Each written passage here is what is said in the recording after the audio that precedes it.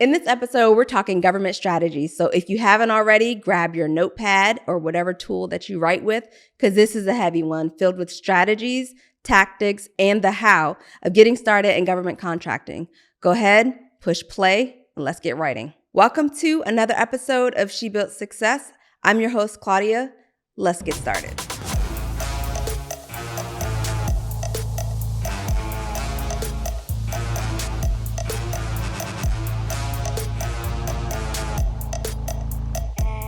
Today is going to be a heavy episode. Heavy in a good way. Heavy like you need a pen and paper or a notepad to take some notes because we're going to go deep into the strategy.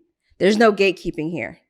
In today's episode, we're talking about government contracting, how I got started, how you can get started, resources, tools, and the methodologies that you go about starting your search for government contracting work. So, why did I get started in government contracting?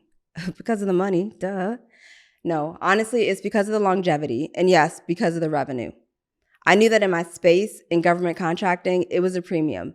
Data is, I think they say now king, but I'm going to say queen because why not? It's She Built Success. Data is queen. And so I knew that in getting a government contract in the data space, it would prove to be stable for my company and allow me to scale and look at other opportunities. But it would also allow me to secure my knowledge base and my expertise with various agencies across the government. Now, ordinarily, you would hear people sprinkle in, you can look at this contract on insert the website. You can go after this contract, but then you're like, well, how the hell am I supposed to do that? Because I know if I were in your position, I'd be thinking the same thing. The benefit you got with me as your Bold Moves bestie is the strategy on how. Now, if you're ready, I gave you enough time. You have your pen, you have your paper. Let's talk strategy. First up, if you're remotely interested in securing additional revenue for your business, I'm going to tell you government contracting is not an easy road. I'm not going to lie to you. I'm going to keep it straight, and this is the truth. You might hear it's an easy win. It's a long-term game, and it takes strategy and persistence to see it through. One of the things you want to do is identify what they call NAICS code, North American Industry Classification System.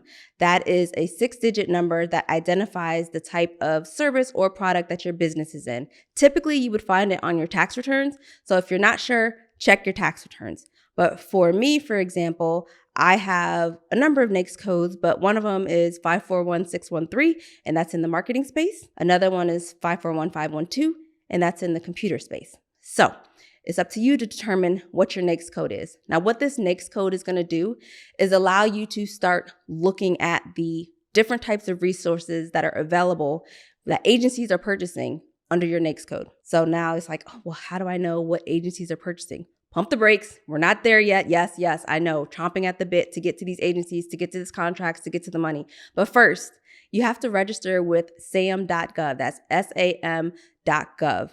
That will allow your business, you enter in your EIN, which is your business social security number. You would enter in your EIN and sign up and register in order to become a business to be able to do federal procurement. The federal government works within SAM.gov. If you are not registered there, they don't acknowledge you. So first things first, register with SAM.gov. It's free, okay? The next one, once you are in SAM.gov, you're going to have the opportunity to go to a website called DSBS, which is Dynamic Small Business Search. And it allows you to write a brief bio about what your company offers. The reason why I'm mentioning this is because procurement agencies or procurement offices, when they're looking to do business with other small businesses, they look in DSBS. And DSBS allows them to see by NAICS code and by descriptor what your company can do. Now, good contracting officers and good contracting administrators know that they need to look for certain things in DSBS and not just willy-nilly, throw things at the wall to see what sticks. So you want to have a bio about your company and your capabilities that allows you to stand out from everyone else. Which leads me to my next point, which is certifications. Certifications are just a tool. They are not the end-all be-all to getting contracts. There are many women-owned, minority-owned businesses. The WOSB or WOSB, which is Women-Owned Small Business, that is a women-owned certification. You are capable of getting your woman-owned certification if you are a female and your company is more than 51% woman-owned. That certification in and of itself is not enough to get you a contract. It is a step forward, but it's not enough. There are other certifications like the 8A program, which is under the SBA, which is the Small Business Administration. There's Hub Zone. Qualifying for a Hub Zone means that you live in an area that the government has identified as developing. We'll just call it like that. And the Hub Zone has a map where you can put in your address for your company and see whether or not it's Hub Zone qualified. And if it is, that's another certification that you can apply for. 8A is if you're a little further along in the game, and that is a shorter period of time for that contract. And we could talk about that another time because that in and of itself is like a whole episode. And then MBE, Minority Business Enterprise. That is if you're a minority-owned business, you're able to apply for that. There are many others like Service Disabled Veteran. I believe there is an LGBTQ as well. I know for sure there is an agency that is stood up to help help the community in the LGBTQ side be able to get certain certifications. That's a newer one. But I definitely recommend getting a certification. But I want you to understand that that certification is not the only qualifier. In your dynamic small business search in that bio, you're putting things like your certification, but you're putting what makes you unique. In our case, we do digital and analytics, right? And so we're able to bring to the forefront, both in the public and the private sector, to make sense of data, to provide data confidence. That's part of what's in our DSBS statement, along with when we were founded, which was in 2014. So I encourage you to visit SAM.gov and DSBS, both. Get registered, get your bio written out, and start thinking about what certifications you can start applying for. Saying those certifications, there are agencies that specialize in helping you get them. There are also fly-by-nights that say they specialize in doing it, and they just take your money. So do your research and make sure you're confident with who you're deciding to go to, because that will help facilitate how quickly your application goes through, but then they know what they're doing. The other item that I wanted to talk about is resources. So we talked about your NAICS code and what that looks like in terms of registering for SAM.gov and DSBS. But then you also have other platforms that specialize in aggregating various contracts, both in the federal space as well as state and local. And while this conversation is more geared towards federal, I do want to bring up a couple that are good resources for contract searching. Now, the first one I'm going to bring up, you can go on for free, and it's called Bonfire, and their website is gobonfire.com.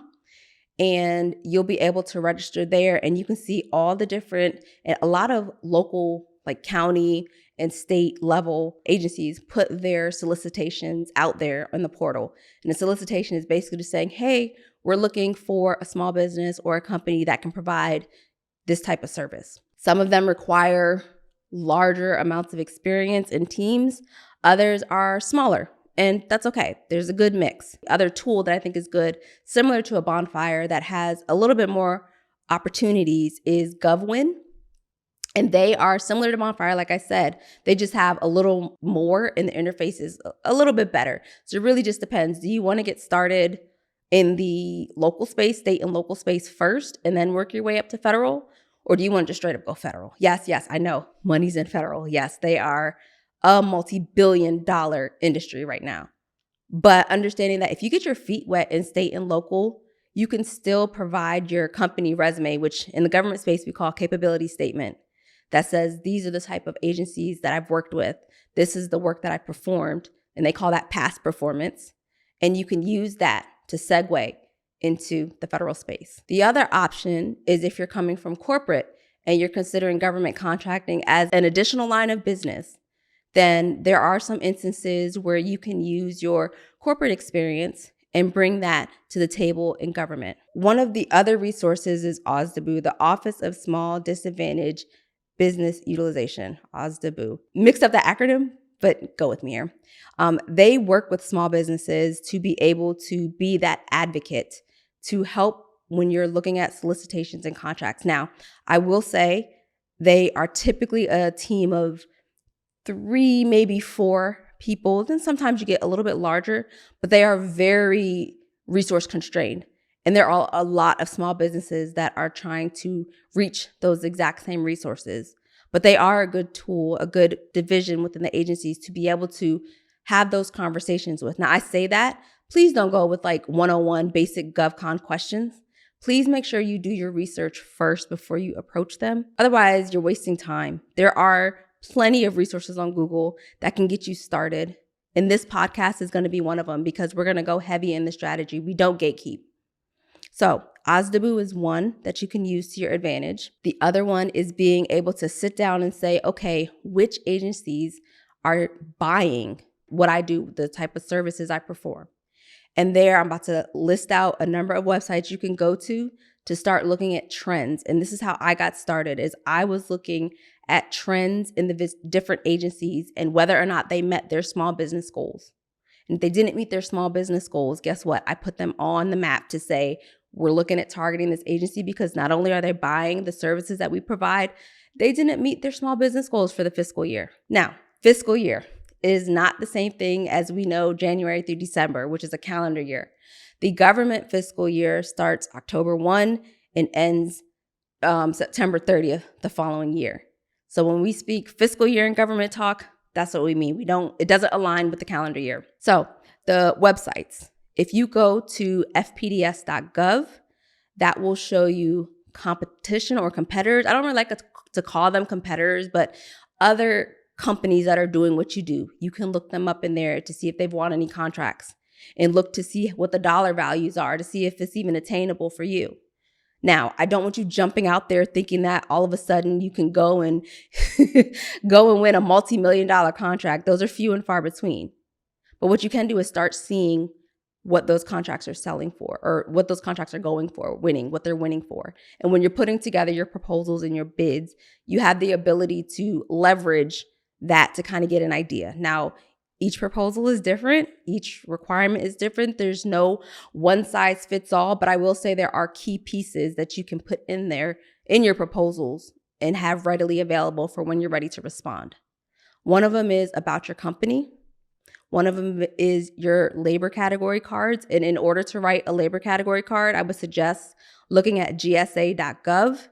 They have rate cards and schedules. Hell, you can Google it. Think of a large company that does business and just do the large company's name plus rate card, large company's name plus labor category, and start listing out the type of resources that you would need. Because I promise you, when you're putting together these proposals, you're going to need to see if it's even advantageous monetarily for you to go after that type of work. If you don't think about what it is you're looking for in terms of dollar value and you're just applying to anything, it's not to your benefit. You're kind of wasting time because you do not get reimbursed for the time that you're writing out these proposals. So remember that as well. Which brings me to a couple other points. One of them is usaspending.gov. That also can show you how federal agencies are spending their funds, their monies across fiscal years, across NAICS codes. That is a very good resource for data and for trending. And if data scares you, hit me up in the DMs. I do not mind helping out. I have a team behind me that also knows how to do this. But I want you, if you're truly interested and ready to do this long term, to look into these resources first. The other item that I wanted to talk about is how do you go about looking for agencies? I mentioned earlier about, the lack or those agencies that don't meet their small business goals, or maybe they don't meet their hub zone goals. Go after those agencies first because they need to make the mark. They need to show that they can do it. They need to prove that they can do it.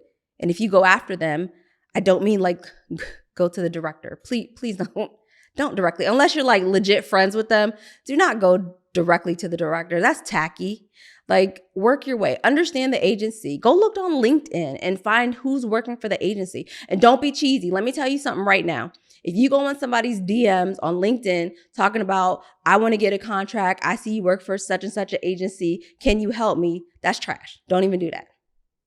Build a relationship. I cannot stress that enough. It is important that you build a relationship. This is why I say government contracting is a long-term game. It is not a quick win. Now, purchase cards, which are micro purchases, those are things that are under 10K. Basically, the government can swipe a card and say, thumbs up, we need those services.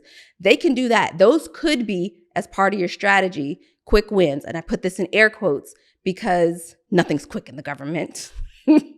But I want you to start thinking about that. So don't be tacky when you're reaching out to these people. And Don't go reaching out to contracting officers directly either. I'm going to say that as well. You can go understand who they are. You can follow them. You can, like their things. You'll find executives on LinkedIn that work for the different federal agencies that are very vocal. They talk about the conferences they attend to. Start learning where they are so that you can actually come to the table with something aside from an open hand talking about, give me a contract. Don't nobody got time for that. That's tacky. We can't do that. We're trying to come up in here correct because we're trying to build a successful and sustainable business or scale a successful and sustainable business in government contracting. So I'm hoping this is resonating. This is helping.